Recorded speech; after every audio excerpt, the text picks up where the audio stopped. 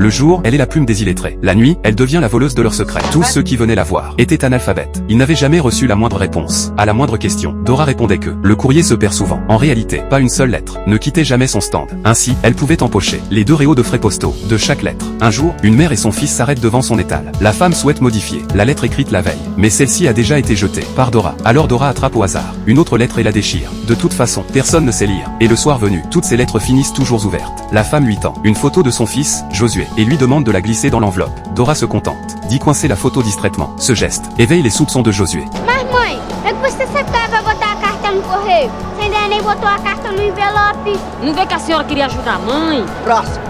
Até. La mère repart avec son fils, mais en traversant la rue, elle est soudain renversée par une voiture. Josué assiste, impuissant, à la mort de sa mère. La scène ébranle Dora. À ce moment-là, elle remarque un mouchoir, oublié sur le stand, et le garde pour elle. Josué revient voir Dora, et lui demande d'écrire une lettre à son père, dans l'espoir qu'il revienne bientôt. Mais Dora exige d'être payée. Sans argent, elle n'écrit pas. Josué veut récupérer la lettre de sa mère, pour en faire écrire une autre. Dora refuse, et lui ment en disant que la lettre a déjà été envoyée. Dora monte dans le train pour rentrer chez elle. Josué la fixe sans la quitter des yeux. Il sent confusément que cette femme lui ment. Face au malheur de Josué, Dora reste totalement indifférente. Orphelin, Josué n'a nulle part où aller, et passe la nuit à dormir, dans la gare. Le lendemain, Dora le voit étendu par terre, et lui tend un petit morceau de pain. Mais Josué refuse. Le soir venu, Dora s'approche à nouveau, et lui tend un billet de train. S'il le veut, il peut rentrer chez elle. Elle vit seule, et une chambre est libre. Puis elle s'éloigne. Mais tout en marchant, elle se retourne sans cesse, comme si elle espérait qu'il la suive. Finalement, Josué rentre avec elle. Dora lui prépare le dîner. Mais ce geste n'a rien de charitable. Elle a une autre intention. Cette nuit-là, Josué découvre chez Dora un tiroir rempli de lettres, ainsi que sa propre photo. Dora intervient aussitôt, et lui ment encore. Ces lettres n'ont simplement pas encore été envoyées. Elles partiront toutes le lendemain. Le jour suivant, Dora annonce qu'elle va emmener Josué dans un endroit amusant. Ils prennent le train vers une autre ville. Mais Josué ne s'attend pas à ce que Dora veuille en réalité le vendre. Josué a les larmes aux yeux, tandis que Dora compte l'argent, le visage satisfait. Elle n'éprouve